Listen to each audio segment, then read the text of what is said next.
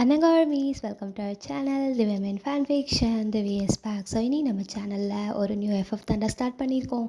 இதுக்கு முன்னாடி demons bright, angels last mission love, evil அரவுண்டர்ஸ்ன்ட்டு ஒரு 3 எஃப்எஃப் போயிட்டுருக்கு. ஈவல் அரவுண்டர்ஸ் எப்பவும் போல தான் போட்டுட்டு இருக்கேன். ஸோ இன்னும் நான் போட வேண்டியதுன்னா டீமன்ஸ் பிரைடும் ஏஞ்சல்ஸ் லாஸ்ட் மிஷன் லவ்வும் தான். ஸோ அது வியூஸ் போகாததுனாலையும் கமெண்ட்ஸ் வராததுனாலையும் தான் நான் ஸ்டாப் பண்ணி வச்சுருந்தேன். ரீசெண்ட் டைம்ஸில் நிறைய கமெண்ட்ஸ் வந்திருந்தீங்க, அது போடலாம் அப்படின்னு டிசைட் பண்ணி நான் இதுக்கப்புறம் அதையும் சேர்த்து போடுறேன். ஸோ ஆக மொத்தத்தில் நம்ம சேனலில் demons bright, angels last mission love, அப்புறம் ஈவல் அரவுண்டர்ஸ், கான்ட்ராக்ட் மேரேஜ்ன்ட்டு 4 எஃப்எஃப் போடுறோம். ஸோ மறக்காமல் எல்லாத்தையும் பாருங்கள். ஸோ சேனலை சப்ஸ்கிரைப் பண்ணுங்கள், ஓகேவா? ஸோ ஸ்ட்ரெயிட்டாக நம்ம ஸ்டோரிக்குள்ளே போகலாம். இந்த ஸ்டோரிக்கு எந்த இன்ட்ரோவும் கிடையாது. ஹீரோ வி, ஹீரோயின் ஒயன், அவ்வளோதான். ஸோ நம்ம கதைக்குள்ளே போய்ட்டு இன்ட்ரோ எல்லாமே தெரிஞ்சுக்கலாம். ஸ்டார்டிங் சீனில் ஒரு பொண்ணு ஒரு ஆற்றுல விழுந்திருக்கா, மயங்கின நிலமையில் இருக்கா. ஸோ அங்கே வேலை செஞ்சுட்டு இருந்த ஒரு சிலர் வந்து அந்த பொண்ணை பார்த்துட்டு, ஏதோ ஒரு பொண்ணு அடிபட்டு இருக்குப்பா அப்படின்னு சொல்லி உங்களை தூக்குறாங்க. அது நீங்கள் தான். ஸோ உங்களை தூக்குறாங்க, உங்கள் தலையில் வயிற்றுலலாம் செம்ம அடி.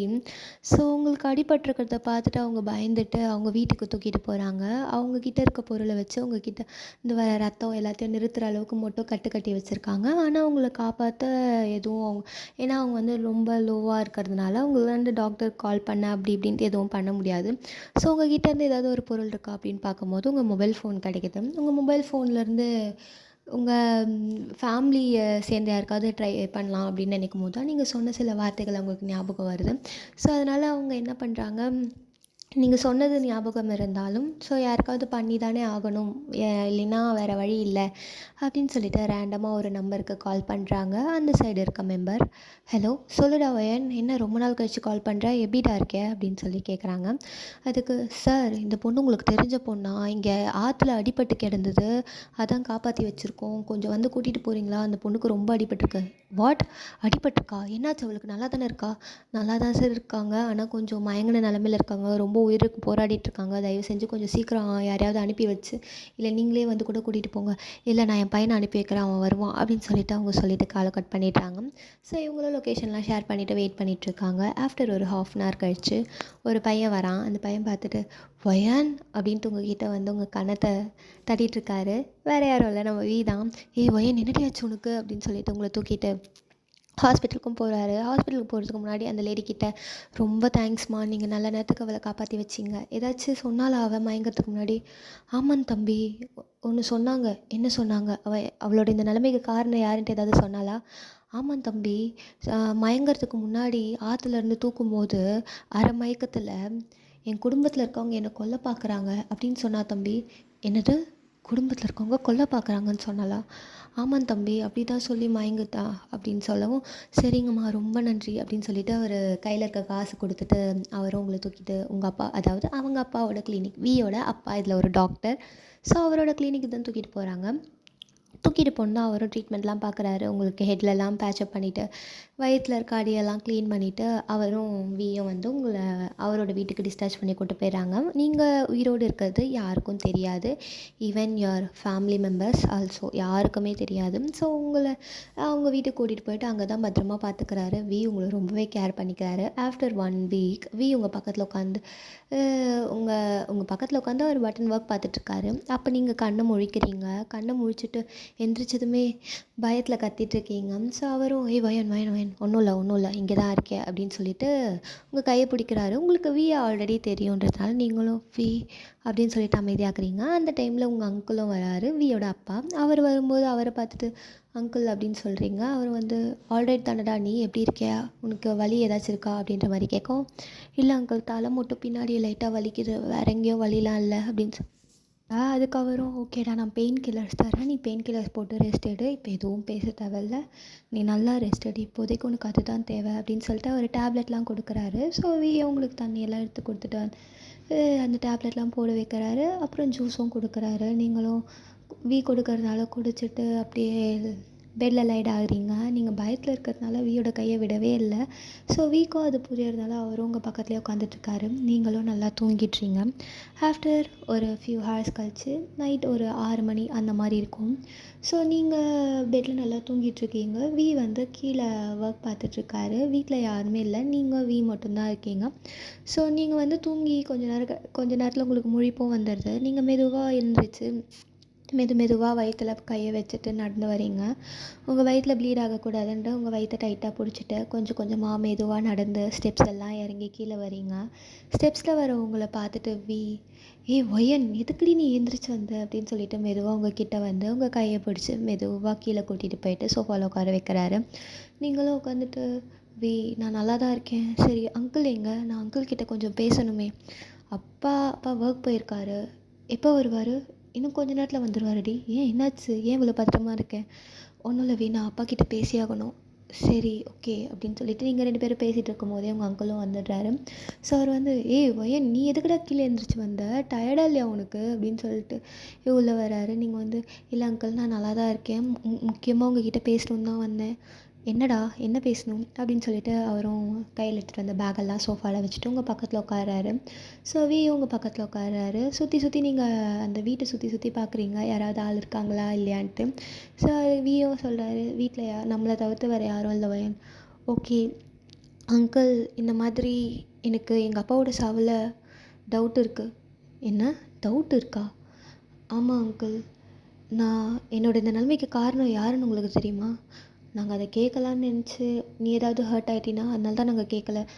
வேறு யார், என் ஸ்டெப் மாம், என் ஸ்டெப் சிஸ்டர், இவங்க தான் காரணம். என்னது ஸ்டெப் மாமும் ஸ்டெப் சிஸ்டருமா?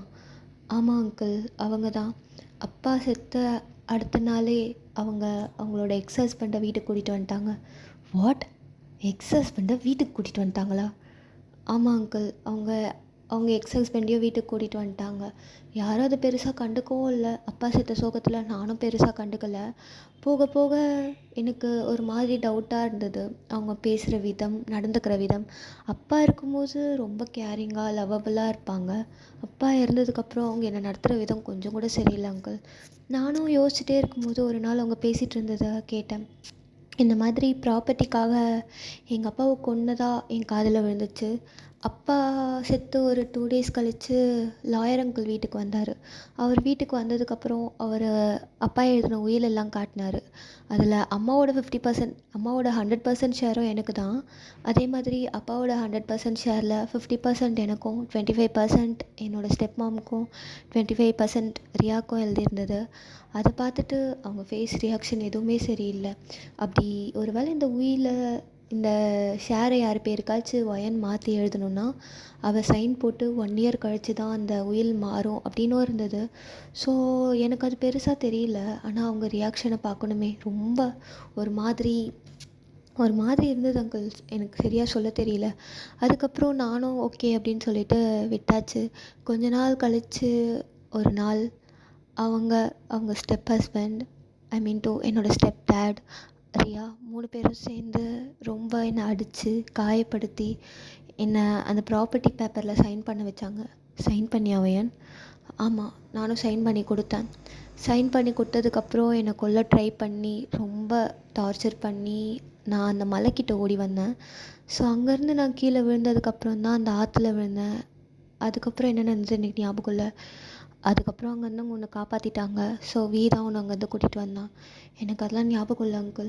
ஆனால் நான் செத்துட்டதாக தான் அவங்க நினச்சிட்ருக்காங்க.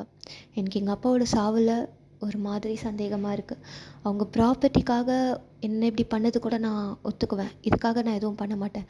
ஒரு வேளை எங்கள் அப்பாவுடைய சாவில் அவங்க இன்டர்ஃபியர் ஆகிருந்தாங்கன்னா இது வரைக்கும் அவங்க பார்க்காத வயனை அவங்க பார்ப்பாங்க. அவங்கக்கிட்ட பாசமாக அன்பாக இருந்த வயன் கிடையாது. அந்த வயனோட நிலமை ரொம்ப ரொம்ப டேஞ்சராக இருக்கும். என்கிட்ட நெருங்க முடியாத அளவுக்கு நான் அவங்களாக்கிடுவேன் அப்படின்னு சொல்லி கோவமாக சொல்கிறீங்க. ஸோ அங்கிளும், ஆனால் உங்கள் அப்பாவோட பாடி ஏற்கனவே போஸ்ட்மார்ட்டம் பண்ண பாடி, இப்போ உங்கள் அப்பாவோட பாடி அழுகாமல் இருந்தாலுமே போஸ்ட்மார்ட்டம் பண்ண ஃபேமிலி மெம்பர்ஸ் சைன் வேணுமே. நான் அவரோட ஃபேமிலி தானே அங்கிள், நான் அவரோட பொண்ணு, நான் சைன் பண்ணி தரேன், தயவு செஞ்சு நீங்கள் அவரோட பாடியை ரீபோஸ்ட்மார்ட்டம் பண்ணுங்கள் அப்படின்னு சொல்கிறீங்க. ஸோ அவரும் ஓகேடா நீ சைன் பண்ணி கொடு நான் பார்த்துக்கிறேன் அப்படின்னு சொல்லிட்டு உங்ககிட்ட சைன் வாங்குறாரு. நீங்களும் சைன் பண்ணி கொடுத்துட்றீங்க. ஆஃப்டர் 2 days நீங்கள் உட்காந்து ஒரு நார்மலான டாபிக் பேசிகிட்ருக்கீங்க உட்காந்து. ஸோ டிவி பார்த்துட்டு பேசிகிட்ருக்கீங்க. அந்த டைமில் உங்கள் அங்கிளும் உள்ளே வராரு, கையில் ஒரு ரிப்போர்ட்டோடு வராரு. நீங்கள் பார்த்துட்டு அப்பாவோட ரிப்போர்ட்டா வந்துருச்சா, என்ன போட்டிருக்கு அங்கிள்? உங்கள் அப்பாவோட சாவு நீ நினச்ச மாதிரி தான் இருக்கு வயன். உங்கள் அப்பாவோடைய பாடியில் 5 மாதமாக ஸ்லோ பாய்சனை இன்ஜெக்ட் பண்ணியிருக்காங்க ஃபுட் மூலமாக. வாட், ஃபுட் மூலமாக ஸ்லோ பாய்சனா? ஆமாம் வயன், அதனால தான் உங்கள் அப்பா படுக்கையாக இருக்கா. என் ஃப்ரெண்டு எப்படி பண்ணதுக்கு எனக்கு எவ்வளோ கோவம் வரணும் அப்படின்னு சொல்லிட்டு உங்கள் அங்கிள் செம்மையாக கொந்தளிக்கிறாரு.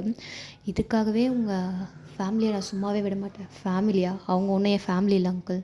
என் ஃபேமிலினா அது எங்கள் அப்பா நீங்கள், அவ்வளோதான் என் ஃபேமிலி. சரி சரி சரி, நீ டென்ஷன் ஆகாத, இந்த நிலமையில் நீ எதுவுமே யோசிக்காதம்மா, நீ ரெஸ்ட் எடு. இல்லை அங்கிள், இப்போ நான் எதுவும் பண்ண போகிறதில்ல. ஆஃப்டர் 1 year கழிச்சு தான் நான் எல்லாமே பழி வாங்க ஸ்டார்ட் பண்ண போகிறேன். பழி வாங்க போறியா? ஆமாம், தப்பு பண்ணாங்களே தண்டனை அனுபவிக்க வேண்டாம். என்ன இப்படி பண்ணது கூட பரவாயில்ல அங்கிள், என் ப்ராப்பர்ட்டியை வாங்கினது கூட பரவாயில்ல.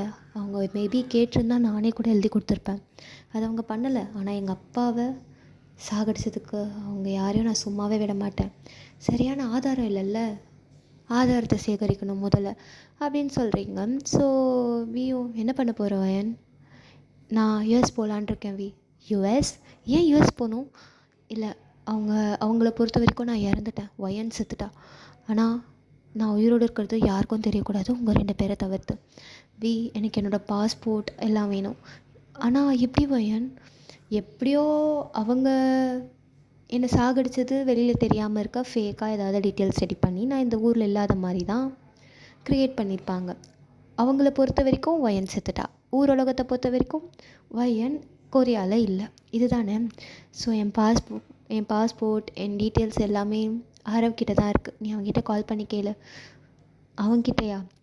ஆமாம், நீ அவங்ககிட்ட கால் பண்ணி கேளு. எதுவும் சொல்லாத, வயன் என்கிட்ட இருக்கா அப்படின்னு மட்டும் சொல்லு, வேறு எதுவும் சொல்லாத. சரி அப்படின்னு சொல்லிவிட்டு உங்கள் ஃபோன்லேருந்து வியும் கால் பண்ணுறாரு. நீங்கள் ஆரவ்கிட்ட பேசலை, வி தான் பேசுகிறாரு. ஹேய் வயன், எங்கடி இருக்க? ரொம்ப நாள் ஆச்சு உன்னை வீட்டுக்கு தேடி வந்தாலும் உங்கள் ஸ்டெப் மாம் வீட்டுக்குள்ளேயே விடாமல் வெளியே தடுத்துறாங்க. என்னடி நடந்துட்டுருக்கீங்க? எங்கடி இருக்க நீ? ஹலோ, நான் வயன் இல்லை, நான் வி பேசுகிறேன். வி? வயனோட ஃபோன் உங்ககிட்ட எப்படி? வயன் என்கிட்ட தான் இருக்கா, வயன் என் கூட தான் இருக்கா. நீ அவளோட டீட்டெயில்ஸ், பாஸ்போர்ட்டு எல்லாமே எடுத்துகிட்டு வர முடியுமா? பாஸ்போர்ட்டு, அவளோட டீட்டெயில்ஸ், ஐடி ப்ரூஃப்ஸ் தான் எதுக்கு உனக்கு? இங்கே பாரு ஆரவ், நான் சொன்னதை மட்டும் செய் ப்ளீஸ். எடுத்துகிட்டு வர முடியுமா? சரி நான் எடுத்துகிட்டு வரேன், ஆனால் என்னோடய வீட்டுக்கு தான். தயவு செஞ்சு நீ இதை எடுத்துகிட்டு வரும்போது யாருக்கும் தெரியாமல், இது தெரிஞ்ச 2 பர்சன் நீ நான் மட்டும்தான், வேறு யாருக்கும் தெரியக்கூடாது. பார்த்து சேஃபாக எடுத்துகிட்டு வா அப்படின்னு சொல்கிறாரு. ஸோ ஆரவும் ஓகே அப்படின்னு சொல்லிடுறாங்க. ஆரவ் உங்களோட பிஏ. ஸோ நீங்கள் வி உங்கள் அங்கிள் 3 பேரும் சோஃபாவில் உட்காந்துட்ருக்கீங்க. அந்த டைமில் ஆரவும் வராரு. ஆரவ் வந்ததுமே உங்களை ஓடி ஹக் பண்ணிக்கிறாரு. நீங்களும் ஹக் பண்ணிட்டு ஒன்றும் ஆகலை விடுடா. என்னடி இது தலையில் வயிற்றில் என்னடி அங்கங்கே அடிபட்டிருக்கு? ஆரவ், அதெல்லாம் ரொம்ப பெரிய கதை, இப்போ அதெல்லாம் சொல்கிறதுக்கு டைம் இல்லை. நான் சொன்னதெல்லாம் எடுத்துகிட்டு வந்தியா? எடுத்துகிட்டு வந்தேன். ஆனால் என்ன பண்ண போகிற? ஆரவ், என்னோட இந்த நிலைமைக்கு காரணம் என் ஸ்டெப் ஃபேமிலி தான். ஸோ இப்போதைக்கு அவங்கள பொறுத்த வரைக்கும் நான் செத்துட்டேன், உன்னை பொறுத்த வரைக்கும் நான் செத்துட்டேன். எப்படியோ அவங்க உங்ககிட்ட உண்மையை சொல்லியிருக்க மாட்டாங்க தான். என்ன சொன்னாங்க? ஏதோ வெளியூர் போனதாக சொன்னாங்க. அதே மாதிரி இருக்கட்டும். நான் 1 year கழித்து திரும்பி கொரியாவுக்கு வருவேன். அது வரைக்கும் யாருக்குமே தெரியக்கூடாது. நீ கம்பெனியில் நடக்கிற எல்லா அப்டேட்ஸையுமே கால் பண்ணி சொல்லு. ஆனால் எனக்கு கிடையாது, வியோட நம்பருக்கு கால் பண்ணி அடிக்கடி என்ன நடக்குதுன்ட்டு அப்டேட் பண்ணு. நான் உயிரோடு இருக்கிறது யாருக்கும் தெரியக்கூடாது, முக்கியமாக என் ஃபேமிலிக்கே தெரியவே கூடாது. சரி, ஆனால் நீ போய் தான் ஆகணுமா? தனியாக போகிறேன். நான் போய் தான் ஆகணும் ஆரவ், நான் தனியாக போகல, வி என் கூட வரான். என்னது வியா? ஆமாம்மா, நான் தான் போகிறேன் அப்படின்னு சொல்லிட்டு வியை நக்கலாக ஒரு பார்வை பார்க்குறாரு. ஸோ ஆரவ், ஓகே வயன், நீ பார்த்து சேஃபாக போய் ரீச் ஆகிடு அப்படின்னு சொல்லி இன்னொரு தடவை ஹக் பண்ணுறாரு. நீங்களும் ஹக் பண்ணிவிட்டு, நான் நம்புகிற 3 பர்சன்ஸ் நீங்கள் மட்டும்தான். உங்களை தாண்டி நான் வேறு யாரையும் நம்பலை. உங்களை நம்புறது தப்பாக இருக்கக்கூடாது, நீங்கள் அது தப்புன்னு ப்ரூஃப் பண்ணாத அளவுக்கு நடந்துக்கோங்க அப்படின்ற மாதிரி சொல்கிறீங்க. அவங்களும் நீங்கள் எங்களை நம்பலாம் வயன், உங்களை பத்திரமா பார்த்துக்கோம் அப்படின்ற மாதிரி அவங்களும் சொல்கிறாங்க. ஸோ நீங்களும் ஃபைன் அப்படின்னு சொல்லிட்டு உங்கள் அங்கிள் கிட்ட டிக்கெட் புக் பண்ண சொல்கிறீங்க. உங்கள் பேரில் தான் டிக்கெட்லாம் புக் ஆகுது. ஸோ நீங்கள் 2 பேரும் தான் யுஎஸ் போகிறீங்க. யுஎஸ்ஸுக்கும் போய் ரீச் ஆயாச்சு. இந்த சைடு உங்கள் ஸ்டெப் ஃபேமிலி செம்ம ஹாப்பியாக இருக்காங்க. வையன் செத்துட்டான், இதுக்கப்புறம் இந்த ஆஸ்தி அந்தஸ்து எல்லாமே எனக்கும் என் பொண்ணுக்கும் என் ஹஸ்பண்ட்க்கும் மட்டும்தான். டார்லிங் உன்னை நான் எவ்வளோ மிஸ் பண்ணேன் தெரியுமா? மீ டூ பேபி அப்படின்னு சொல்லிட்டு உங்கள் ஸ்டெப் ஃபாதர் அவரை வந்து உங்கள் ஸ்டெப் மாமா ஹக் பண்ணிக்கிறாங்க. அவங்களுக்கு ஏதாவது ஒரு பேர் வைக்கணும், நல்ல ஒரு கொரியன் நேமாக யோசித்து கமெண்ட்டில் சொல்லுங்கள் சரியா? Back to story. அவங்க 2 பேரும் பேசிகிட்டு இருக்காங்க. ரியாவும் எனக்கும் செம்ம ஹாப்பி மம்மி. அவள் இருக்க வரைக்கும் எதுவுமே எது பண்ணாலும் ஒயன் மாதிரி இல்லை, ஒயன் மாதிரி பண்ணல, ஒயன் மாதிரி பிரேவ் இல்லை, அப்படி இப்படின்னு ஒயன் ஒயன் ஒயன் ஒயன் எங்கே பார்த்தாலும் ஒயன் தான். ஆஃபீஸ்க்கு போனால் ஒயன் அளவுக்கு உன்னால் பண்ண முடியாது ரியா அப்படின்னு டேடி சொல்கிறது. டேடி அந்த ஆளை போய்ட்டு நான் டேடின்னு சொல்கிறதா அப்படின்னு சொல்லிட்டு இவங்க 3 பேரும் பேசிகிட்டு இருக்காங்க.